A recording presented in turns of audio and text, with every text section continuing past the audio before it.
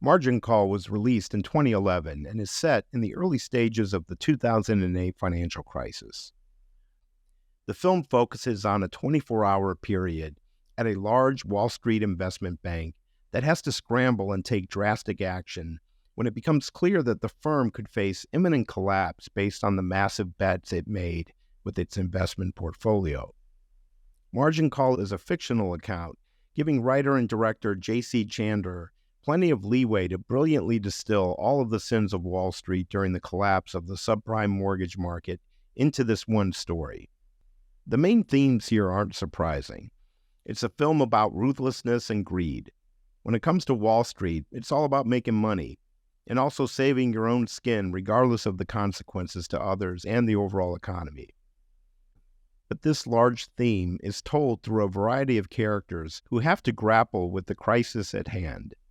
Some have no trouble with the moral and ethical considerations of their actions, while others struggle with their decisions, only to ultimately choose their own financial interests over the ethical considerations in the end. The story begins when risk analyst Eric Dale, played by Stanley Tucci, is laid off from the investment bank, but not before passing on a USB drive containing critical information to his junior colleague, Peter Sullivan, played by Zachary Quinto. Peter, a former rocket scientist, starts analyzing the data after everyone leaves for the evening, and soon discovers that the firm's portfolio of mortgage-backed securities is far riskier than anyone had realized. Given the turbulence in the financial markets, the firm is on the verge of a massive financial collapse. Peter reports his findings to his boss, Will Emerson, played by Paul Bettany. And then as the night progresses, we see a series of more senior executives faced with the crushing news. Will tells the head of sales, Sam Rogers, played by Kevin Spacey, to come back to the office. And then we see a meeting with the senior executives, Jared Cohn, played by Simon Baker, and Sarah Robertson, played by Demi Moore. It then culminates with the arrival in the middle of the night of the firm's CEO, John Tald, played by Jeremy Irons. And we have the senior partners meeting. In this pivotal scene, we see the charisma and ruthlessness of John Tald as he takes stock of the dire circumstances and chooses the only course of action that can save the firm, at least from his perspective, which means selling off all the toxic assets to unsuspecting buyers, effectively passing the risk on to others. John Tald's line about the 3 ways to make money on Wall Street has become iconic. The cast in this film is fantastic, and each of them brilliantly executes the amazing script. Margin Call is essentially a film about people talking, yet it's packed with intense drama. We see an intense debate about how the firm should deal with the crisis, and we also see the various characters angling to serve their own interests. For CEO John Tald, the decisions are easy, or at least he does his best to project that attitude. He's the leader, and he views his job as making sure that the firm lives to fight another day, even if it destroys their relationships with their counterparties and accelerates a massive financial crisis. Sam Rogers tries to resist, understanding as head of sales that he and his team will destroy all of their personal relationships on Wall Street. But Sam needs the money, and he ultimately can't resist going along. Jared Cohn is cold and brutally calculating. He recommends selling everything, and in some ways he seems to coldly relish going forward with what needs to be done. He also makes sure that he'll survive this fiasco while pushing out Sarah Robertson. She'll be the executive sacrificed to the street and the board as the scapegoat, not him. There's also an amazing scene when junior risk analyst Seth Bregman, played by Penn Badgley, is crying in the men's bathroom as he confronts the harsh reality that he'll probably be losing his job. Jared is shaving in the bathroom and isn't fazed one bit by Seth's predicament.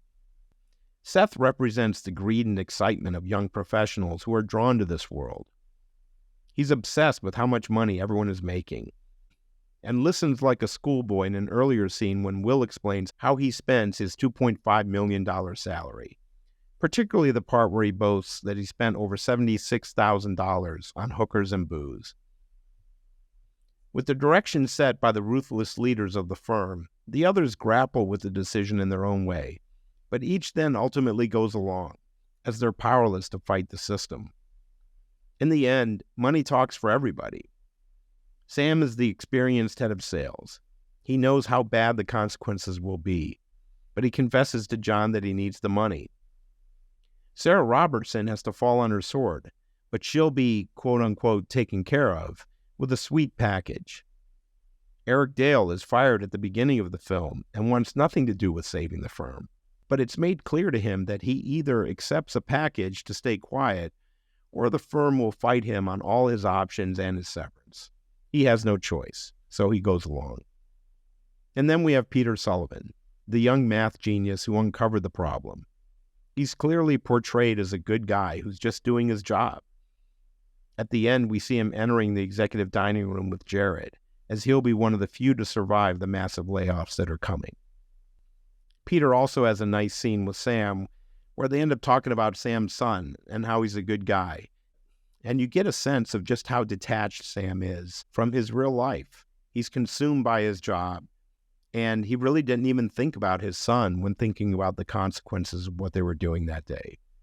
Ultimately, each character in Margin Call is woven into the narrative to provide a comprehensive view of the onset of the financial crisis from different perspectives within the firm. In one of the last scenes of the film, we have Sam going up to see John in the executive dining room. John is enjoying a steak and seems to be in a much better mood as he realizes the firm will survive. He's starting to think about how there will be great opportunity coming out of the crisis. John delivers an amazing monologue explaining the cyclical nature of the financial industry and the inevitable cycles of boom and bust, reciting all of the previous financial crashes in history. In his mind, he's justifying the extreme measures the firm took to survive. This is the business they've chosen, and he's presenting a perspective that absolves him and everyone else involved from any responsibility. The speech highlights the moral ambiguity of the film, offering John's justifications of his decisions. But this scene also crystallizes the movie's critique of the financial sector. John embodies the worldview where each cyclical crisis not only is expected, but is also exploited by those with the knowledge and power to navigate and manipulate financial markets, and the rest of us are left to live with the consequences. Margin Call is one of the best Wall Street films ever made, and along with The Big Short, offers a compelling overview of the 2008 financial crisis. Both critics and audiences gave the film great reviews.